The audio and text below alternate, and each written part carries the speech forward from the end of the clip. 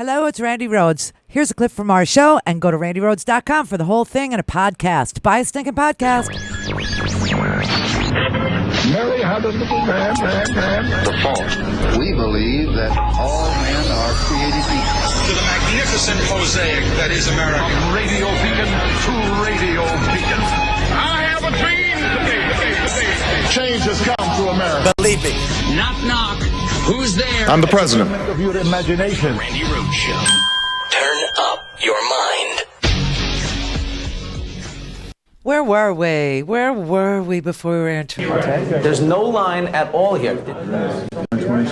Oh, why? Do I have to go to a different place, actually? Yeah. There's a little drama at the polling booth. We like Do me a that. favor, double check. We have the paperwork. Double It says check. this address. Let me see what's I'm calling my lawyer right now. Go ahead. Work on it. Wherever you want us to go, where do we go? 520. 520 Park Avenue. Okay, I like that location better. Come on. It's a richer location. Bye. Bye, everybody. Tell to get it right the next time, will you please? It was great. Oh, why? Do I have to vote somewhere else? Like, he was not even trying. He was mad. Oh, yeah, he said to his bodyguard, he said, Keith, what's going on here, all right? Let's get this straight. So he got rejected at that poll. It was a registration issue. Some would have given up there, but he pressed on. It's a and tried again. registration issue. Hello, gorgeous. How are you? Hello, how are you? Nice seeing you. I am going to stand in line. Your vote is one vote. His vote is a giant vote. Hi, folks. How you doing? Make sure there's no cheating here, right? They don't have it here either. You believe this? They don't have it in this book. He's not in my book either. He's not in my book either. Check ahead of time if that's Not in the book. Maybe you No. could call 311. At this point, maybe 911 is a better option. Oh, so it's not here, right? No, it wasn't there. It turned out a change of address for Trump's son, Donald Jr., was the catalyst for Dad's polling that place doesn't affect chaos your here. registration if your son moves. We brought closure to Nice Trump's try, troubles though. in the end, but after a few more troubles. Watch this. Hi, fellas. How are you? You have my name here? If his name is not on these rolls, there will be a huge combustion in here. Well, I'm going to fill out the absentee ballot. You didn't do right by me. You didn't do right by me, man. You know that, right? I know. You know that. So what was that all about? Really? Our interview. Come on, Billy. Let's go. Come on, let's go. I saved that guy's life, and he forgot about it. That's the real. This is not the boardroom stuff. That's the real stuff. No. That guy. I saved that guy's life. He's a bag. I saved his life, and he forgot about it. Okay, that's it. I like that. I can't believe she has to debate this schmuck. Can you believe this is where the country, that she has to debate that? Oh my God, what a country. Only in America, as Don King would say. Only in America. Tonight is the last night, the last debate, as everybody knows by now. And quite frankly, I just can't believe she, and the families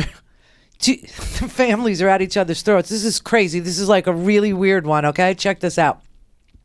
If you look at the polling, it's going to be a blowout, okay? And I don't want to say that because I want people to vote. And if you say that, then people go, oh, it doesn't matter if I vote. And especially people who don't really want to vote for either candidate, okay? If I say it's going to be a blowout, then the Hillary voters who really don't want to vote for her but will, if it's tight, will say, well, then my vote's not needed. Oh, yes, it is. Florida is within the margin of error, but I looked at the polls, and there's only been one poll since October 6th taken in this state of Florida where I sit that shows that Donald Trump was ahead of her, and that was October 4th to 6th, and he was ahead by 1 point. 1 point. And still the media has not said leans Democratic, okay? So this should tell you that they want the horse race. They really do. The media does. So, but I looked at all the polls. The Real Clear Politics average has Clinton ahead by 3.6%, which is still the margin of error. And the Quinnipiac's got her up by 4, still the margin of error. PPP's got her up by 4. Gravis has her up by 4. Opinion Savvy has her up by 4.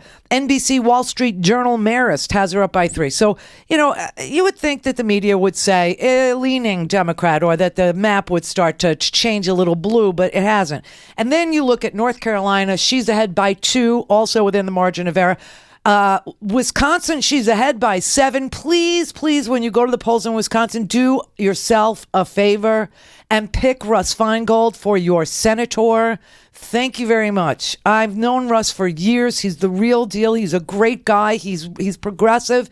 He's everything you'd want him to be. Everything you'd want him to be. So if Wisconsin is showing up to vote for Hillary, I don't think it's a stretch to ask that you vote for Russ Feingold. Now, Arizona, I don't think has gone for a Democrat since, 1996? Arizona, she's up by 5 points. So do yourself a favor in Maricopa County and get rid of that stinking sheriff of yours, Joe Arpaio, who's got more lawsuits that your county has to pay for than any other person I've seen, come down the pike in a long time. But, and the only places I can find Trump really winning, even Utah, freaking Utah is in play. He's ahead by 1. In the reddest of the red Utah, Trump is ahead by 1. And that's because of Evan McMullin, who is, he's a Mormon. He's from Utah. He's also a former CIA operative. He gave some great interviews lately saying this, I'd rather see Hillary Clinton, but I'm only doing this because somebody's got to get in the way of Donald Trump and the presidency. And so this is what I'm doing because I can do it in my state. He said other people said that they might come forward. Nobody did. So I had to do it and I'm doing it. So Utah is in play. That's crazy. It looks to me like everything is in play except for Louisiana, Idaho, maybe Kansas. Well, Kansas, yeah, he's up by 11. You know what I mean? That's about it. Anyway, she has to debate him tonight. And what does he do? What does he freaking do? He invites... I can't make myself say it. You know what? I'm just going to, I think, where did I put it? Oh, please. No. Oh, I know I have it. This is a very undecisive way for me to do things. Okay, I'm not happy with this. Oh, well. Okay, I'll do the audio, I think. Yeah, that's what I'll do.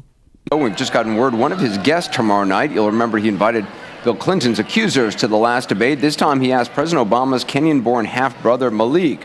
He apparently said yes. According to a number of reports, he's an American citizen who, when he's not in Kenya, lives in Washington, D.C.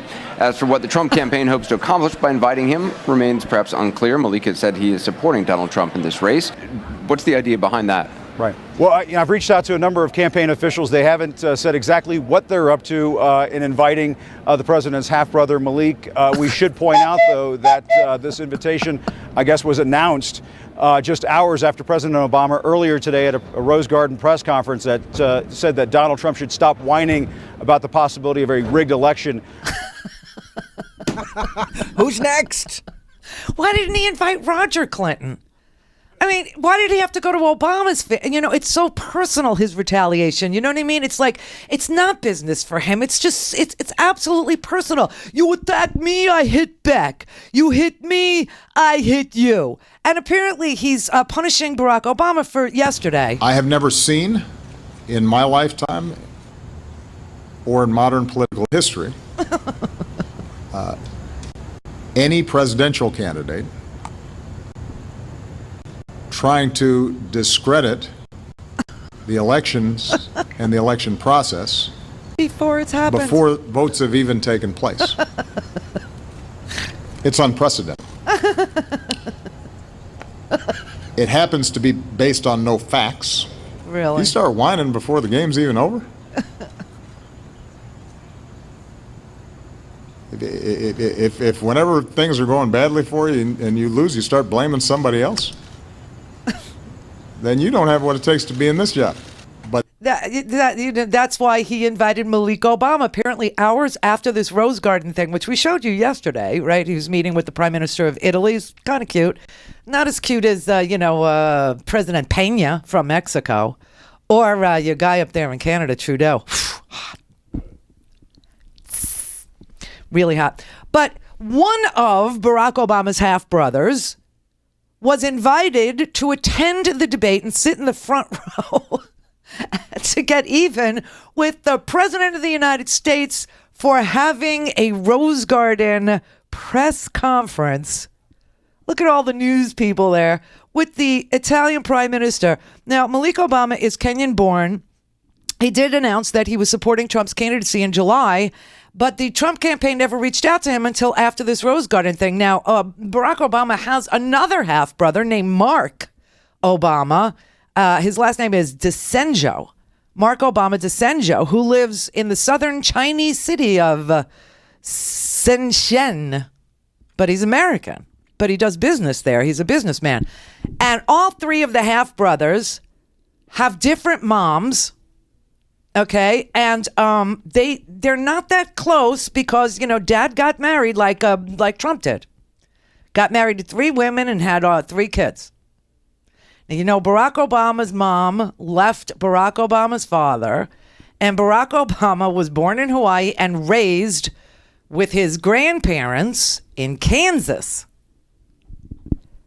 Now, the family is obviously, you know, pretty scattered because of the fact that Barack Obama's father, senior, you know, he's a serial husband, like, but I just can't understand, like Donald Trump, but I just can't understand why in the world, if you were going to try and get under Hillary's skin, if you know, I mean, you bring accusers of her husband and she's like, I'm good. Hi, girls.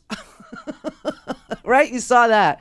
So if you were going to try and get under her skin, moron, why didn't you invite Roger Clinton? Does everybody remember? Millennials, I have to tell you, let me introduce you to Roger Clinton.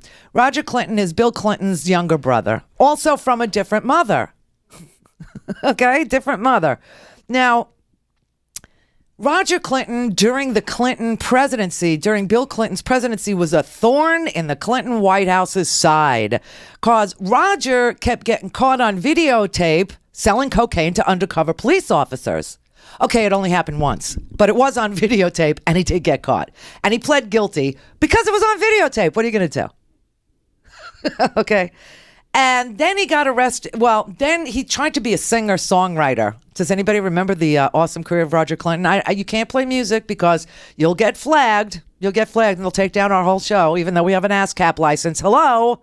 Can't do it. Roger Clinton tried to be a musician and a songwriter and an actor and everything else. And apparently he kept getting arrested for driving under the influence. Okay. And in Southern California, which is where I believe he moved, he got arrested for driving under the influence. And then he just got arrested again. I just saw this. Philip Bump from the Washington Post just wrote an article that just nobody talked about. June 6th, 2016. Hillary Clinton's brother-in-law was arrested. Here's what you need to know. And he said, if you remember the Clinton administration, you probably remember Roger Clinton, Bill's younger half-brother.